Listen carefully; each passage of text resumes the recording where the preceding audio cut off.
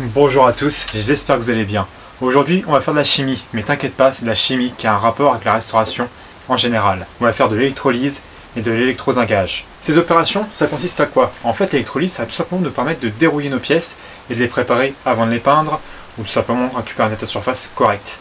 Et l'électrozingage, c'est un procédé physico-chimique également, comme l'électrolyse, qui va nous permettre de déposer une fine pellicule de zinc sur nos pièces et donc de les protéger contre la corrosion dans le temps. Et on va commencer par l'électrolyse. Pas besoin de beaucoup de matériel, il nous faut tout simplement un bac. Donc là, ça me donne 5 litres, je prends aussi du 20 litres, des bidons d'Adebou, ça fait très bien l'affaire. Une anode. L'anode, c'est en fait la pièce qui va capter la rouille. Donc vous prenez soit un morceau d'inox, soit un morceau d'acier propre. Évitez tout ce qui est alu, tout ce qui est cuivre, parce que c'est des bauxites déjà, et ça se dégrade très très vite. Donc du coup voilà, le top du top c'est l'inox. Après, si vous n'avez pas l'inox, un bout d'acier fera l'affaire. Et après, il va nous falloir de la soude. Donc soit des cristaux de soude type lessive, il y en a qui mettent du gros sel, apparemment ça marche, et on peut mettre aussi de la cendre de bois. En fait, dans la cendre, il y a de la soude, du coup, ça va faire l'affaire. Tout ce qu'on cherche avec ça, c'est augmenter la conductivité de l'eau. Donc du coup, voilà, tout ce qui permet d'augmenter la conductivité de l'eau est bon à prendre. Il vous faut aussi une alimentation. Dans mon cas, moi je vais prendre un chargeur de batterie. Il y en a qui prennent aussi des vieilles alimentations de PC qui les chantent. Je ne sais pas comment on fait. Il y a des vidéos sur ça sur internet, donc si ça t'intéresse, n'hésite pas à aller voir ça. Et après, il te faut les pièces que tu vas dérouiller. Donc moi, si je vais le faire sur un rayon de moto, c'est pas ces pièces-là. Par contre, une roue de moto, quand tu la dérayonnes, sache-le, t'es pas censé la rayonner avec les mêmes rayons. Moi, dû à quelques petits péripéties, j'ai plusieurs rayons de DTMX, donc du coup, j'ai pris les rayons qui étaient vraiment en très très bon état. Mais sache que quand tu dérayonnes une roue, t'es pas censé reprendre les rayons. Je le sais, je le fais par acquis de conscience, ça améliore risques et périls. Et pareil, j'ai vu aussi certaines personnes qui disaient que l'électrolyse n'était pas bon pour les ressorts, parce que ça les fragilisait. Pour moi, un ressort qui est rouillé, si tu as de la rouille, la pièce est fragilisée, donc c'est pas l'électrolyse qui va te fragiliser ton ressort, mais dans les commentaires, n'hésite pas à me dire ce que tu en penses. Bon allez, maintenant je te montre la procédure à suivre. La première chose à faire, c'est de préparer ton électrolyte. Pour ça, tu prends ta soude, tu la mets dans ton bac. Pour le dosage, c'est un peu au pifomètre. Moi, ce que j'ai fait, c'est une cuillère qui était fournie dans le pot pour 2 litres d'eau. Il y en a qui mettent une cuillère à café pour 1 litre, il y en a qui mettent une cuillère à soupe, chacun fait ça à sa sauce. Ensuite, pour favoriser la dissolution des cristaux de soude, moi ce que j'ai fait, c'est j'ai rajouté de l'eau chaude directement dans mon bac. Et en plus, j'ai pu constater qu'une électrolyse marche beaucoup mieux quand l'eau fait environ 25-30 degrés. Une fois que tu as fini de préparer cette fameuse électrolyte, tu vas préparer tes pièces. Pour la préparation des pièces, il n'y a quasiment rien à faire. La seule chose que tu dois faire, c'est tout simplement mettre un fil de fer ou de cuivre sur tes pièces pour pouvoir relier tes pièces à la borne négative de ta batterie ou ton alimentation. Donc tu prends toutes tes pièces, tu mets ton fil pour que ce soit bien en contact. Tu essayes de mettre ça bien sûr à un endroit où c'est pas peint, où c'est pas rouillé pour vraiment favoriser le contact. Une fois que tu as fait ça, tes pièces elles sont bonnes, tu peux les mettre de côté. Maintenant on va passer au branchement du bac et au branchement de l'ensemble du système. Pour le branchement d'alimentation ou du chargeur de batterie sur votre bac, il y a plusieurs manières de faire. Déjà à savoir que le pôle négatif de l'alimentation sera branché sur les pièces à dérouiller et que le pôle positif de l'alimentation sera branché sur l'anode. L'anode qui est, je le rappelle, notre morceau d'inox ou notre morceau d'acier propre. Le premier montage que j'ai fait avec mon chargeur, c'est que j'ai branché directement la borne négative sur mes pièces à dérouiller et la borne positive sur l'anode. Mon bac était vraiment bien chargé, du coup mon chargeur marchait correctement, j'ai pu dérouiller des pièces comme ça. Après j'ai fait un essai avec beaucoup moins d'eau. Et là mon chargeur envoyait la sauce comme si une batterie était très déchargée et du coup il surchauffait et il se coupait pour se mettre en sécurité.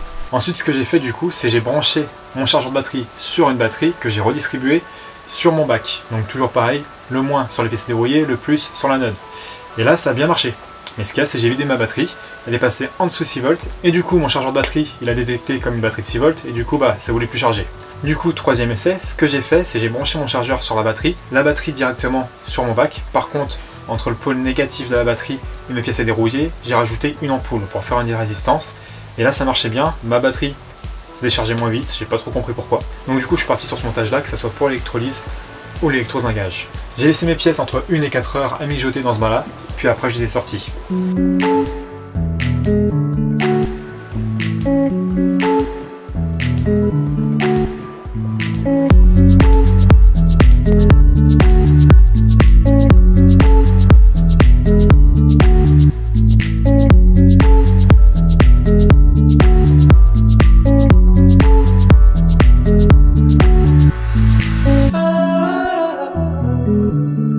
Et en fait, l'électrolyse, on peut voir, la rouille devient poreuse et après vous avez juste à passer un coup soit de paille de fer, soit de brosse et elle part directement, il n'y a pas besoin de frotter pendant des heures sur votre pièce pour pouvoir la récupérer et ça vraiment c'est top, ça vous fait gagner un temps fou et c'est pour ça que je kiffe ce procédé maintenant et je pense que ça va utiliser pour beaucoup de pièces. Bon, maintenant on va passer à l'électrozingage. L'électrozingage, comme j'ai dit, c'est un procédé physico-chimique qui va nous permettre de déposer une pellicule de zinc sur nos pièces et de les protéger contre la rouille dans le temps. Pour réaliser l'opération, ce qu'il va nous falloir, c'est comme d'habitude nos pièces à traiter, du zinc, donc du zinc de toiture, tout simplement, de l'acide chlorhydrique, un bac, donc en polypropylène, PEHD, PVDF de préférence, un bac qui va résister aux acides, parce que sinon on peut avoir de belles surprises et de beaux dégâts. Une alimentation qu'on va brancher de la même façon que j'ai fait pour réaliser l'électrolyse. Et une dernière chose que j'ai pas pu préparer, c'est l'eau distillée. J'ai fait des essais avec l'eau de réseau, ça marche aussi correctement. Donc du coup, je pense qu'on a à peu près tout. T'es qui? C'est tout simplement la petite voix qui t'évite de finir à l'hôpital à chaque fois que tu bricoles. Je crois que t'as oublié 2-3 trucs, du style les éléments de sécurité. Tu manipules l'acide, donc s'il te plaît, tu mets des gants, et pas des gants chirurgicaux qui vont se déchirer au bout de 2 utilisations. Un masque, parce que tes poumons, je pense que tu en as encore besoin, ils sont pas aussi bon état que ça. Et une paire de lunettes, parce que si tu prends une goutte d'acide dans l'œil, bah tu pleures, littéralement. Et pareil, là tu vas faire ton petit chimiste, mais t'as des animaux ici, il y a des gosses. T'as pas peur qu'il y en a qui viennent shooter dans ta solution ou qui viennent jouer avec tes trucs? Donc juste comme ça, hein. Mais les hauteurs, ça pourra peut-être t'éviter des soucis. Et si, un troisième truc, après je te dérange plus, t'inquiète, je retourne dans ta tête. Est-ce que tu t'es renseigné sur les produits que tu as manipulés? Ouais, vite fait, j'ai regardé la notice quoi. Je sais pas pourquoi, ça m'étonne pas. Pour info, je dis juste ça comme ça. Si tu mélanges de l'eau de javel avec de l'acide chlorhydrique, je sais pas, tu pourras peut-être te dire waouh, les deux produits c'est super nettoyant, ça va faire un truc d'enfer pour nettoyer les pièces. Je sais pas si ça va te faire un super nettoyant, par contre ça va te faire du dichlore. Le dichlore c'est quoi? C'était un petit gaz comme ça qu'on mettait sur les champs de bataille pendant la Première Guerre mondiale. Je vais essayer d'imaginer le résultat. Donc du coup voilà, pour vous, pour votre sécurité, renseignez toujours sur les produits que vous manipulez, mais aussi sur les associations, ça en fait pas assez, et ça peut être très dangereux, de produits que vous allez faire et que vous allez manipuler. Parce que comme je dis, c'est un exemple parmi tant d'autres. L'acide chlorhydrique mélangé à l'eau de javel, ça fait du dichlore. Le dichlore, c'est un gaz qu'on utilisait pendant la Première Guerre mondiale sur les champs de bataille. Donc du coup, voilà. C'est quelque chose qu'on fait jamais, et pourtant, bah, ça peut être mortel. Bon allez, je te passe ça. Merci, c'est sympa. Tu peux je laisse continuer à faire le petit chimiste. Bon bah, bonne journée. Désolé pour cette interruption, il y en a qui veulent toujours faire croire qu'ils ont des choses intéressantes à dire. Ah si, par contre, il y a un petit truc qui me revient là. Quand on fait l'électrolyse, ça dégage de l'oxygène et de l'hydrogène. Pour information, l'hydrogène, c'est ce qu'on met dans les fusées pour qu'elles partent dans l'espace. Donc si tu peux pas finir sur Mars, t'évites de fumer à côté de ton bac d'électrolyse. Bon allez, maintenant on va attaquer notre fameux électrozingage. Bon, pour faire l'électrozingage, la première chose à faire, c'est du chlorure de zinc. Pour faire ça, c'est très simple. Tu prends de l'acide chlorhydrique, tu le mets dans un bac, toujours pareil, qui résiste à l'acide, de préférence, et là tu vas mettre des morceaux de zinc dans ce bac-là. Tu vas voir, ça dégage de forte vapeur, donc mets-le à l'extérieur dans un endroit aéré. Et pareil pour tout ce qu'on va faire dans les vidéos, moi j'ai tout fait dans un endroit aéré parce que tout dégage des gaz, des vapeurs, etc. Donc par sécurité, mettez-vous dans un endroit ventilé et aéré. Je reviens sur mon chlorure de zinc. Donc tu mets tes morceaux de zinc dans ton acide, l'acide va bouillonner, ça va agir. T'en rajoutes, juste à temps que l'acide ne fasse plus effet sur le chlorure de zinc. Ça peut prendre 1 heure, 2 heures, 3 heures. Moi ce que j'ai fait, c'est que j'ai mis un soir avant de partir dormir, et je suis revenu le lendemain matin. J'avais mis un morceau de zinc en fait à la verticale et ça l'avait bouffé et le morceau de zinc était tombé au fur et à mesure dans mon bac. Ton chlorure de zinc, il y en a qui le filtrent, il y en a qui le filtrent pas, chacun fait ça à sa sauce, toujours pareil, c'est du fait maison. Moi j'ai filtré et je l'ai mis de côté dans un bocal, comme ça j'en ai un peu d'avance. Maintenant tu prends ton bac, dedans tu mets tes morceaux de zinc. Il y en a qui enveloppent le zinc dans des morceaux de chiffon pour éviter de faire des courjus. Dans ton bac, tu vas rajouter ton eau distillée et tu vas rajouter à ce moment-là ton chlorure de zinc à hauteur à peu près de 10%. C'est pas une science égale comme toujours. Tu fais des essais et tu verras ce que ça donne. Mais à hauteur de 10%, c'est pas trop mal. Ensuite, on s'attaque à la préparation des pièces. Donc les pièces, tu les as préalablement soit sablées, soit passées à l'électrolyse pour les dérouiller, ou brossées histoire qu'elles soient clean. Avant de les accrocher à ton petit bout de fil de fer pour les relier à la borne négative de ta batterie, ce que tu vas faire, c'est les tremper dans de l'acide chlorhydrique pur, à hauteur de 30 secondes, 1 minute, c'est vraiment pour les dégraisser. Moi, je les ai mis très rapidement. Ensuite, je les ai mis dans de l'eau claire, histoire de les rincer.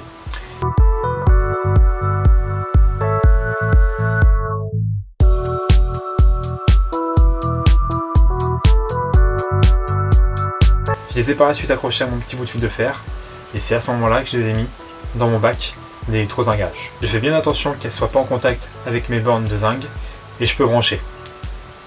Je laisse bouillonner, mijoter comme tu veux, environ une petite heure. Au bout d'une heure, je retourne mes pièces, je relaisse une autre heure. Donc moi au total, voilà, j'essaie entre 1h30 et 2 heures les pièces. Et une fois que les pièces ont passé leur petit temps dans leur bain, je les sors. Et là, bah, je te laisse voir ma réaction.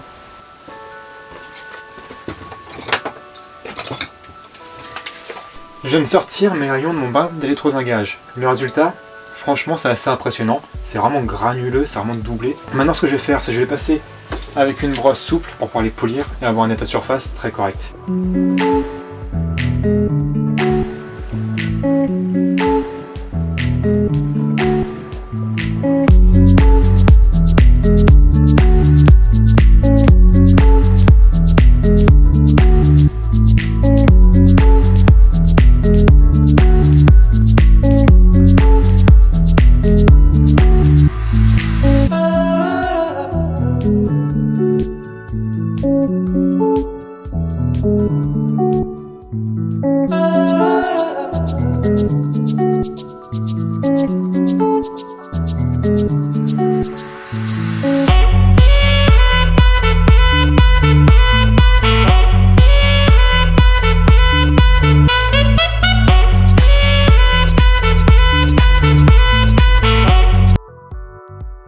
Donc voilà, tu peux voir que le résultat est plutôt sympa.